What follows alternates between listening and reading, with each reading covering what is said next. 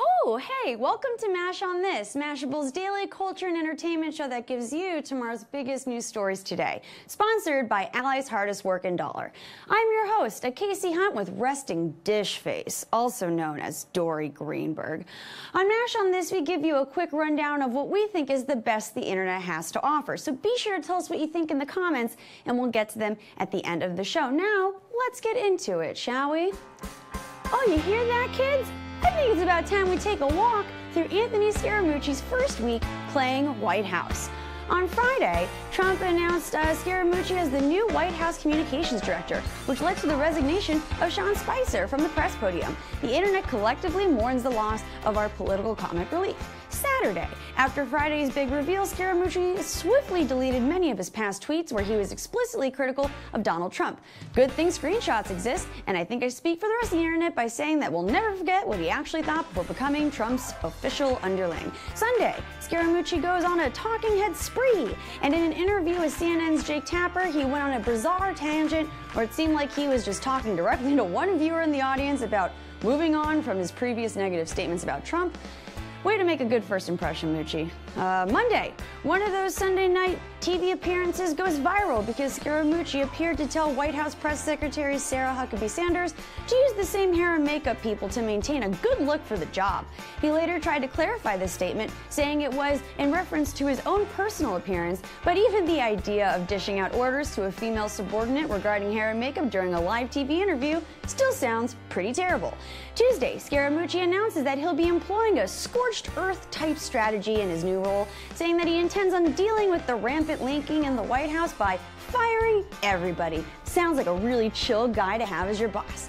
Wednesday, after Politico reported on the incomes that Scaramucci stands to collect despite his new public sector job, the mooch took to Twitter to not so subtly accuse White House Chief of Staff Reince Priebus of leaking the information to the press. He claims this is a felony, but the information is actually readily available to journalists upon request, and he later tried to backtrack, saying that he mentioned Priebus in order to keep him in the loop.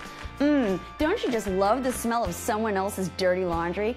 Thursday, this seemed to be the most climactic day of the whole week. Scaramucci decides to call up Brian Lizza of The New Yorker and demand to know who leaked information about Trump's secret dinner with Hannity and Bill Shine. When Lizza refused to give up his source, the mooch proceeded to go on a verbal tirade about senior officials in the White House, letting expletives fly left and right, up and down. Oh, the gems, the gems. He also said, "I want to expletive kill all the leakers," and then clearly told Lizza that he needed to get off the phone to go post that tweet about Reince Priebus leaking. You know, that one he later denied being directed at Priebus. Oh, good times. Today, still feeling the heat from this explosive New Yorker interview, Scaramucci tweets a half-assed apology for his statements and simultaneously blames the reporter for this whole mess. Mooch, come on. You're not just in Trump's personal locker room anymore. Gotta watch that mouth, buddy. Clean it up.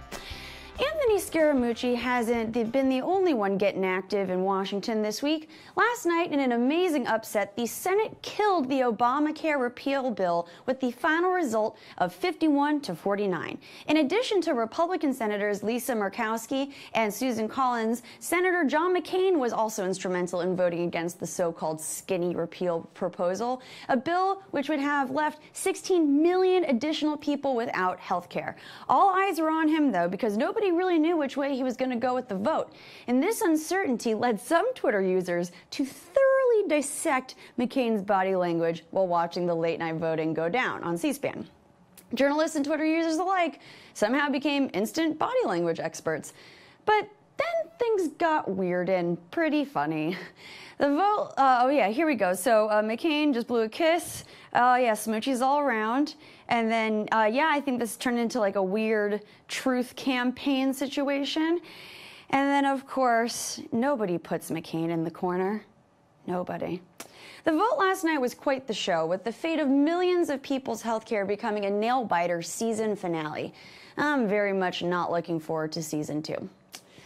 Angelina Jolie, who's a famously private, famous person, has been surprisingly visible this past week in order to promote her new Netflix film, First They Killed My Father, a movie based on the life of Jolie's dear friend, Luong Ung. In a very revealing Vanity Fair cover story, there was a portion that discussed methods that her and her casting director used in casting for the film. It describes emotionally manipulative games that were employed to find their lead child actor, which involved bribing children who were from real-life orphanages, circuses, and slum schools with money, and then forcing them to return it after being caught, and also come up with a reason for why they wanted to take the money. As our own Martha Tessima said, this sounds like a far cry from the humanitarian image Jolie has embodied over the years, particularly with her work with refugees as a goodwill ambassador. She's also very controlling about how she is portrayed in press spots such as this, so it's unclear she was made aware of this portion in the cover story before it hit newsstands. What do you make of Angelina Jolie's questionable casting process? Let us know in the comments. There have been a handful of TV shows and movies surrounding O.J. Simpson and his 1995 murder case, but I guess that hasn't been enough for some weirdos who, I guess, are looking for a more immersive experience.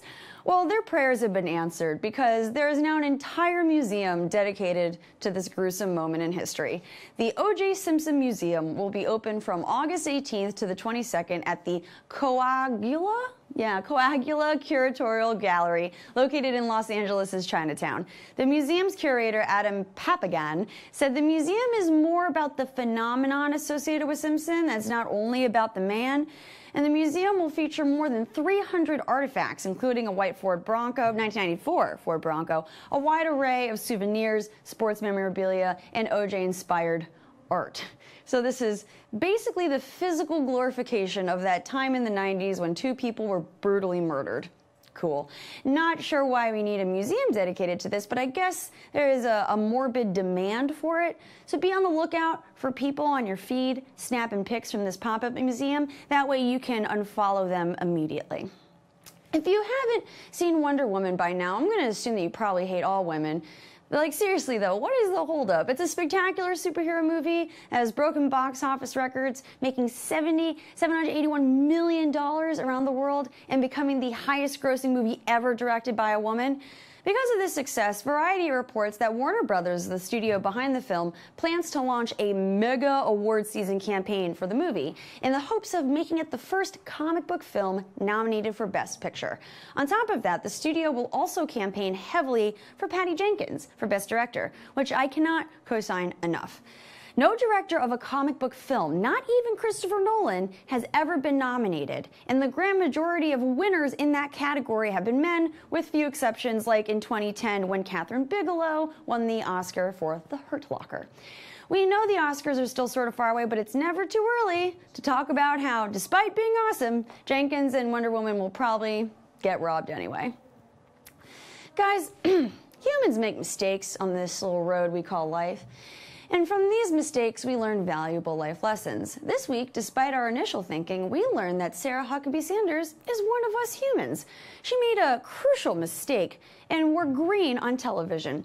Now, you might be saying to yourself, what's wrong with green? So, for all you non-Hollywood types out there, you should know that wearing solid green acts like a green screen on television, and therefore people can rip the footage and superimpose all kinds of fun stuff onto your body. Take a look at this green screen masterpiece that BuzzFeed editor Jesse McLaren created from a recent Sanders press briefing. Question when it comes to staffing and personnel many times that if the president doesn't, then he'll make that decision. We all serve at the pleasure of the president, and if he gets to a place where that isn't the case, he'll let you know.